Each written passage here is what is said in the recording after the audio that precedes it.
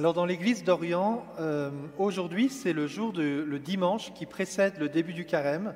C'est le dimanche de la désolation d'Adam d'avoir quitté le paradis terrestre. Il ne commence pas le carême juste le moment du carême, c'est assez intéressant. C'est qu'il l'anticipe un peu et il médite sur Adam qui a perdu le paradis terrestre, Adam et Ève, et qui pleure. Et je voulais vous partager au début de cette homélie quelques paroles qu'il cite. « Mon Créateur, le Seigneur, prenant du limon de la terre, m'a formé. Il m'a donné une âme par son souffle vivifiant. De toutes choses visibles sur terre, il m'établit comme chef, et des anges, il m'a fait le concitoyen. Mais Satan, par l'entremise du serpent, perfidement m'a pris à l'hameçon, et de la gloire divine m'a séparé, me livrant sur terre à la mort. Mais toi, Seigneur de tendresse, rappelle-moi vers toi. Hélas, je me suis dépouillé de l'habit divin. Seigneur, en transgressant ton commandement sur le conseil de l'ennemi, je me suis revêtu de feuilles de figuier et des tuniques de peau. J'ai mangé mon pain à la sueur de mon front, et par ma faute, la terre fut condamnée à porter épines et chardons. Mais toi, Seigneur, né de la Vierge en ces derniers temps, rappelle-moi pour me faire entrer de nouveau dans le paradis. Aimable paradis, printanière beauté, habitacle divinement créé, joie et délices sans fin, gloire des justes, charme des prophètes et demeure des saints, par un murmure de tes feuilles, supplie le Créateur de l'univers de m'entr'ouvrir les portes que par ma faute j'ai fermées et de me laisser cueillir à l'arbre de vie la joie que jadis je trouvais en toi. Ouvre-moi les portes de la pénitence, Seigneur, source de vie. Dans ton saint temple veille mon esprit, portant le temple très impur de mon cœur, de mon corps, mais dans ta bonté purifie-moi en ta grande tendresse et ton amour compatissant. » Alors frères et sœurs, je ne sais pas si vous êtes dans cette attitude 3 jours avant le début du carême. Souvent on arrive il y a un défi, vous voyez. Par exemple aujourd'hui c'est la cour de canot à glace à Port-Neuf. Et Port-Neuf c'est l'horreur. C'est le grand courant. Peut-être que cette année le carnaval c'était pire que Port-Neuf. Vous voyez, moi, depuis un mois, je n'ai pas pu faire d'entraînement de canot. Et donc, si j'arrive à Port-Neuf sans aucun entraînement, j'arrive et je me fracasse contre la rivière et la glace. Je coule avant même d'avoir commencé la course. Et je vois les autres canots partir. Oh, c'est pas encore pour cette année. Alors, je vous dis ça parce que, vous voyez, je trouve que c'est assez beau que l'Orient se prépare à vivre le carême. Comment nous nous préparons? Alors, c'est une petite excuse pour vous dire que ça fait un mois qu'on vous parle dans les annonces du parcours de carême et tout ça. Voilà, ça vaut le coup de s'y préparer. Et parce que le carême, c'est comme une traversée du fleuve. Hein. C'est une grande expédition qui est à 40 jours, où il y a des moments où on a l'impression qu'on se laisse emporter. Mais c'est aussi le moment où on revisite justement comme Adam ces lieux qui nous ont fait quitter le Seigneur, et puis ce désir de retrouver ce paradis. Alors aujourd'hui, nous avons, pour commencer mon homélie, parce que c'était un préambule à mon homélie, je voudrais partir de la deuxième lecture, justement dans ce parallèle, mais Adam et Ève, on va les retrouver dans l'Évangile. Donc partir de ce parallèle entre Adam qui perd le paradis, et puis ce texte de Romains chapitre 15 qu'on lit depuis 3 semaines, et qui nous contemple ces derniers jours, ces jours où justement la mort n'a plus victoire sur nous. Parce que nous arriverons au ciel et nous pourrons dire « Ô mort, où est ta victoire? Ô mort, où est ton aiguillon? Ô mort, l'aiguillon de la mort, c'est le péché, et le péché n'a plus de force en moi, parce que je suis arrivé au ciel. » C'est fort ça, hein? Alors on a hâte, mais on n'y est pas encore. Et donc la question d'aujourd'hui, et puis c'est la question de notre carême, c'est un peu comment je peux faire pour éviter ce péché? Comment je peux faire pour ne pas me faire piquer par le dard? Le dard de la mort, vous voyez la guêpe, vous voyez l'araignée, elle a un dard. La mort essaie de vous piquer, et ce dard, c'est le péché. Quand elle vous pique, elle injecte ce désir que vous tombiez dans le péché. Puis après, ça vous gratte, ça vous démange, vous ne vous sentez pas bien. Voilà. Le péché ne nous fait jamais sentir très, très à l'aise. Hein. Et donc, saint Paul dit « Rendons grâce à Dieu qui nous donne la victoire ». Donc comment, frères et sœurs, rentrer dans cette victoire? La première façon la plus simple, ce sera quand on sera au ciel. Voilà, la vie éternelle, par la résurrection du Christ, me donne sa victoire. L'autre manière, c'est de plonger dans la miséricorde de Dieu. Lorsque je pêche, c'est de plonger dans cette miséricorde et dire « Seigneur, effectivement, je me suis fait piquer par le dard du péché, et je veux revenir par ta miséricorde. Tu veux me redonner ce vêtement nouveau. Et la troisième manière, c'est d'éviter le péché. Alors comment on va éviter le péché? Il me semble que c'est là que l'Évangile vient nous aider à avancer là-dessus. Justement, il commence par « Un aveugle peut-il conduire un autre aveugle ?» Une mauvaise interprétation du texte serait de dire « Moi, je ne veux pas me laisser conduire par des aveugles, donc j'avance tout seul, et tout seul, je vais m'en sortir par mes propres forces. » Non, je pense que ce n'est pas le bon chemin. En fait, le chemin pour nous aider à éviter le péché, c'est d'avoir des frères. Mais si possible, des frères qui ne soient pas aveugles. Et pour que mes frères ne soient pas aveugles, il faudrait que moi aussi, je ne sois pas un aveugle. Donc demandez cette grâce d'être libérés. Par exemple, Adam et Ève, on peut dire Dieu les a donnés comme compagnons.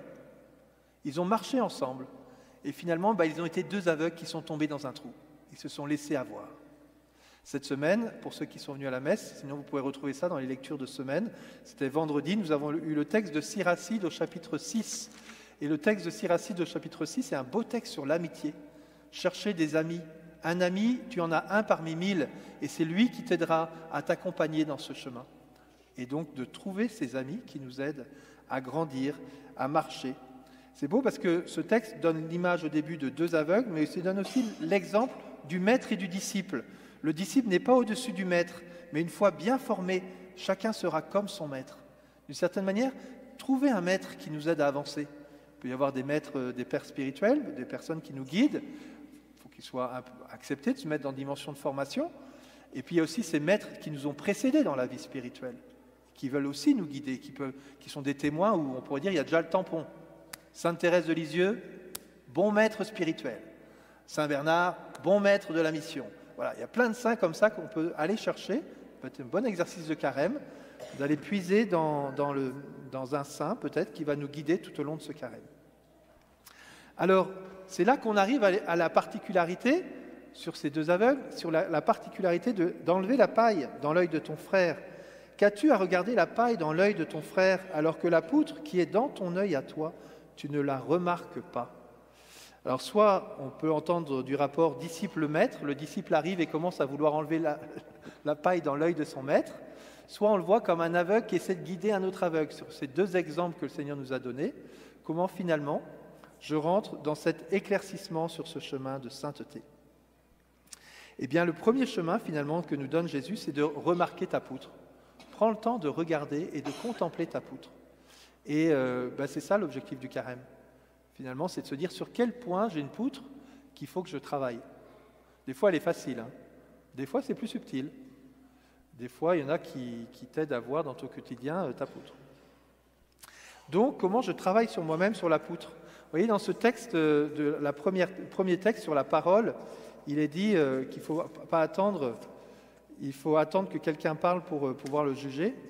Mais moi, en lisant ça me donnait la parole de Jésus, je ne suis pas venu pour vous juger, mais pour vous sauver. Et donc encore plus que d'être dans un regard sur nos frères pour les juger, je les regarde, tac, tac, est-ce qu'il est bon, est-ce qu'il n'est pas bon?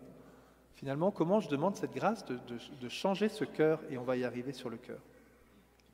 Alors si je décide d'aller plus loin, une fois que j'ai repéré ma poutre, bien sûr, qu'est-ce que ça veut dire de cheminer ensemble? Est-ce que ça veut dire que, comme j'ai une poutre, je ne peux plus rien dire à l'autre qui a une paille? Comment on va se convertir en fait? Il me semble qu'un bon chemin, plutôt que j'aille chercher la poutre de mon frère, ce qui me démange, c'est un témoignage, eh bien, je demande à l'autre de m'enlever ma poutre. Et là, ça marche mieux. Cher frère, je voudrais qu'on avance ensemble pendant le carême, j'ai une poutre dans mon œil là, et il faudrait que tu me l'enlèves. Ah, tu as une poutre? Je le vois bien, mais pour moi, ça ressemble à une paille. Que veux-tu enlever la paille dans l'œil de ton... Enlève ta poutre.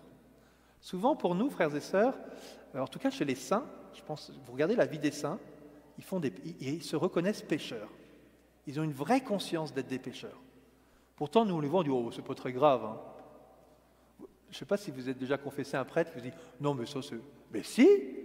Moi, je veux confesser ça, mon père. Moi, dans mon cœur, c'est grave. C'est peut-être pas grand-chose pour vous, mais dans mon cœur, je vois que c'est un lien qui m'attache. Non, mais c'est pas trop grave. Eh bien non, en fait. Vous voyez, souvent, on a un regard sur nos fautes qui peuvent être une poutre, des fois qui le sont véritablement. Mais dans le regard de nos frères, ce sont des pailles. Et puisque je demande au Seigneur de m'enlever ma poutre, ou je demande à mon frère, aide-moi à enlever ma poutre, alors peut-être qu'il pourra venir délicatement. Je ne sais pas, vous avez déjà vécu ça, enfin en tout cas comme enfant, des fois on a une épine, on a tout ça, on est content que maman vienne prendre l'épingle pour l'enlever là, parce que là, si je dois le faire tout seul, avec j'ai que 2 mains et tout ça, est-ce que j'aide quelqu'un d'autre à, là-dessus, comment tu peux m'aider? Et justement, Adam et Ève étaient donnés l'un à l'autre comme une aide assortie pour les aider à avancer. Donc ça suppose, frères et sœurs, une attitude d'humilité de notre part. 1, de regarder notre poutre, comme nous le dit Jésus. Et puis 2, peut-être de demander de l'aide à des frères pour nous aider à sortir de cette poutre. Dans Saint Matthieu au chapitre 6, nous l'entendrons le mercredi des cendres, nous aurons cette parole. Demande et tu trouveras. Cherche et tu trouveras. Demande et on te donnera. Frappe et on t'ouvrira. Demande, frappe, cherche. Et donc comment nous cherchons auprès du Seigneur, mais aussi comment nous cherchons à travers nos frères et sœurs les moyens d'avancer et de vivre cette conversion pour qu'on puisse s'entraider à devenir des maîtres, parce que c'est le défi, frères et sœurs. Pas juste de rester des disciples, parce qu'il y a des générations qui arrivent derrière nous, ils ont besoin de maîtres pour les aider à se former, pour connaître. Alors allons encore plus loin, puisque le Christ nous y invite. Il nous invite finalement, s'il est parti de la bouche dans la première lecture, il termine dans le cœur. Travaille finalement sur ton cœur. Plutôt que de t'inquiéter ce qui sort de ta bouche, si tu travailles sur ton cœur, tu n'as plus à t'inquiéter. Parce que c'est du cœur que sortent les paroles et les pensées. Et donc dans notre carême, frères et sœurs, nous pourrions demander au Seigneur de venir regarder les poutres qui sont peut-être encore plus dans notre cœur. Peut-être la poutre du jugement. Peut-être la poutre... pas d'autres exemples, je vous laisse regarder, réfléchir. Saint Paul dit dans l'Épître aux Romains, « L'amour de Dieu a été répandu dans vos cœurs par l'Esprit Saint qui habite en vous. » Dieu a mis l'amour dans votre cœur. L'Esprit Saint met l'amour dans votre cœur. Alors 2 moyens spirituels qu'on pourrait demander, c'est 1, de prier l'Esprit Saint. Seigneur Esprit Saint, montre-moi tout l'amour que tu as mis dans mon cœur, qui est déjà là, dans la grâce des sacrements, dans la grâce du baptême. Déjà, tu mets de l'amour dans mon cœur. Et aide-moi à laisser sortir cet amour de mon cœur. Et la deuxième chose, c'est une expérience à travers le psaume qu'on en a eu. C'est la louange. Par ma bouche, je peux nourrir mon cœur. Lorsque je fais l'expérience de dire la louange, de dire le bien, d'être dans la gratitude, eh bien ça nourrit mon cœur, ça remplit mon cœur. Vous voyez, notre fondateur dans la communauté de l'Emmanuel disait souvent que nous étions invités à faire l'expérience de la puissance de la louange. Et particulièrement au moment où vous n'avez pas envie de louer, parce qu'il y a plein de choses dans votre tête qui ne vous donnent pas envie de louer, eh bien, c'est le moment de louer.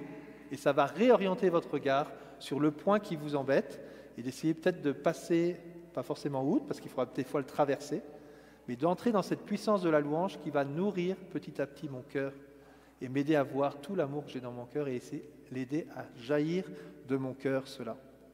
Alors frères et sœurs, avançons dans ce carême.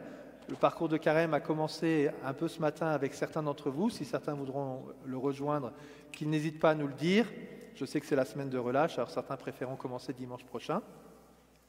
Il y aura des moyens sûrement de pouvoir voir comment on ajuste cela. Mais réfléchissons peut-être, frères et sœurs, comme le font ceux qui font le parcours de carême sur les 5 essentiels. Quel est le frère avec qui je peux avancer, avec qui on peut s'entraîner? On n'est pas 2 maîtres pour l'instant, on est 2 personnes qui voulons être des disciples. Et que le Seigneur nous aide à ce qu'à travers, tout au long de ce carême, eh bien, finalement, les poutres, petit à petit, diminuent et que nous puissions rentrer, nous aussi, comme Adam, après la mort et la résurrection du Christ, dans ce paradis qu'il veut déjà pour nous maintenant. Amen.